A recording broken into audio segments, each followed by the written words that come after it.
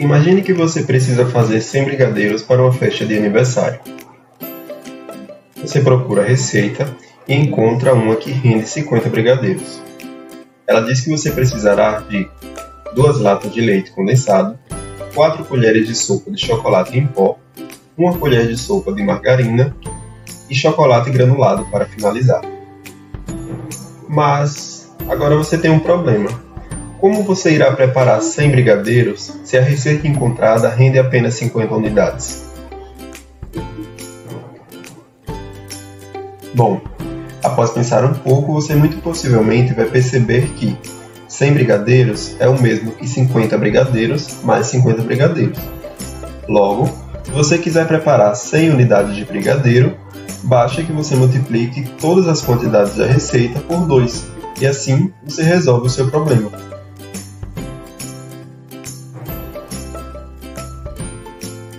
Problemas desse tipo são muito presentes na culinária, mas não só. Afinal, é essencial que para nossa segurança, os pedreiros saibam, por exemplo, as quantidades necessárias de cimento, areia e água para produzir uma massa firme e na consistência adequada para construir uma casa, não é mesmo? Esses são apenas alguns dos exemplos rotineiros que enfatizam a importância de se levar em conta as quantidades e a proporção entre as quantidades em nosso cotidiano. Na química, também é super importante que a gente saiba as quantidades necessárias para uma reação, a proporção entre os reagentes e o quanto de um determinado produto é obtido com certas quantidades de reagente em uma transformação química. E o campo de estudo da química que lida com todas essas questões é chamado de estequiometria.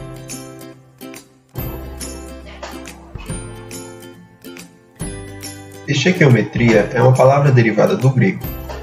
Ela é a junção de 2 palavras, stoicheia, que significa partes mais simples, e metrin, que significa medida. Em poucas palavras, a estequiometria estuda as relações entre os reagentes e os produtos em uma transformação química com o objetivo de prever, por exemplo, o quanto de cana-de-açúcar precisamos para produzir 12 litros de álcool ou o quanto de gasolina precisamos para produzir a energia necessária para mover um carro por 20 km, por exemplo. Mas como vimos, os átomos são extremamente pequenos, o que torna impossível pesarmos um único átomo ou molécula para verificar a proporção entre os reagentes e as transformações químicas observadas. Por isso, os químicos precisaram desenvolver um padrão de referência que pudesse facilitar o nosso trabalho, garantindo que existe uma conexão entre o que acontece no mundo dos átomos, ou seja, no mundo microscópico, e aquilo que podemos observar no mundo macroscópico. E esse padrão é dado por uma grandeza conhecida como quantidade de matéria, e cuja unidade é chamada mol. Antes de entendermos exatamente o que é o mol, vamos fazer uma analogia. No cotidiano, quando nos referimos a uma dúzia, estamos sempre nos referindo a 12 unidades de alguma coisa, não importando que coisa seja essa, se seja pessoas, canetas ou ovos. Quando falamos em centena, estamos falando em 100 unidades. Já quando falamos em dezena, estamos falando em 10 unidades, e assim por diante. Desses exemplos que trouxe, fica para nós que uma palavra determinada pode representar uma quantidade de qualquer coisa, independente do que seja a coisa. Na química também temos uma palavra que representa uma quantidade, e ela se chama mol. Enquanto uma dúzia representa 12, uma dezena 10 e uma centena 100, o mol representa um número gigantesco, que é 60 septilhões, ou, em notação científica, 6,0 vezes 10 a 23 unidades.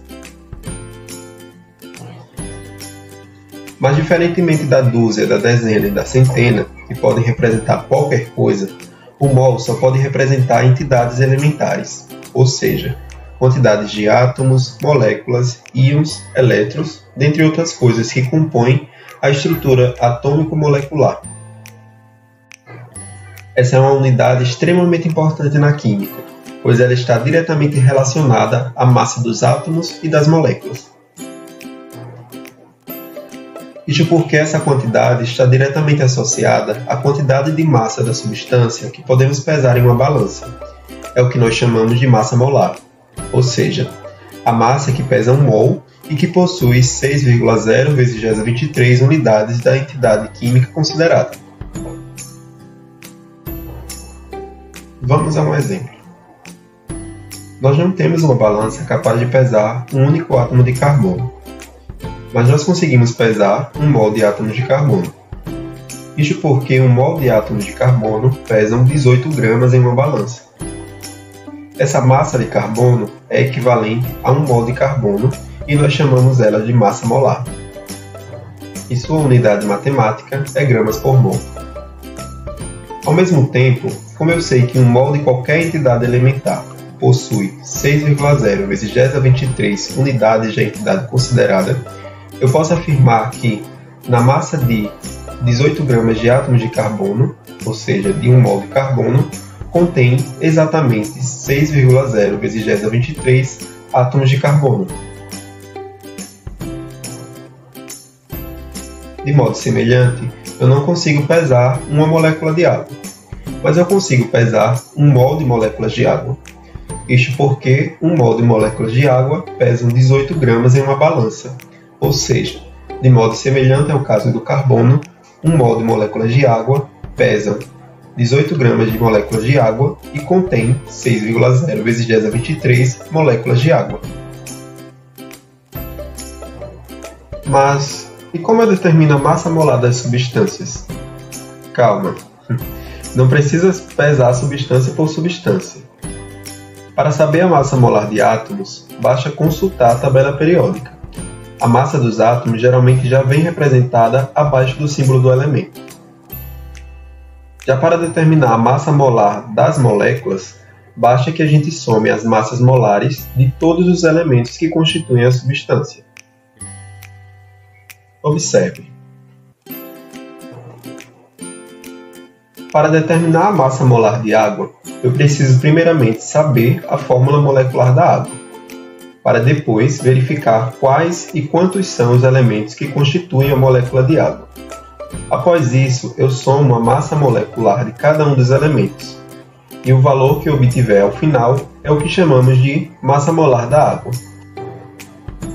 Então, a massa molecular da molécula de água será a massa molecular do átomo de hidrogênio vezes 2, somada à massa molecular do átomo de oxigênio, vezes 1, que é a sua quantidade na fórmula molecular da água.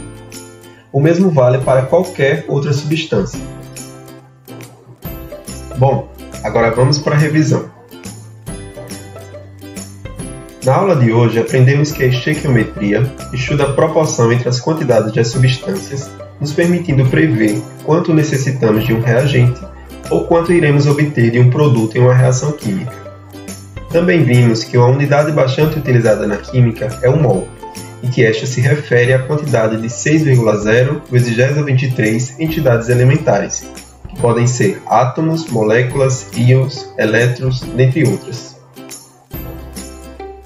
Além disso, vimos também que 1 mol de qualquer substância ou átomo pesa uma quantidade em massa que pode ser determinada em uma balança. Essa quantidade é chamada de massa molar. E por fim, vimos que para determinar a massa molar do átomo de um elemento químico, basta que olhemos a tabela periódica, e que para determinar a massa molar de moléculas, basta que façamos o somatório de todas as massas moleculares dos elementos que constituem a substância. Ufa, por essa aula é só. Obrigado e nos vemos em breve.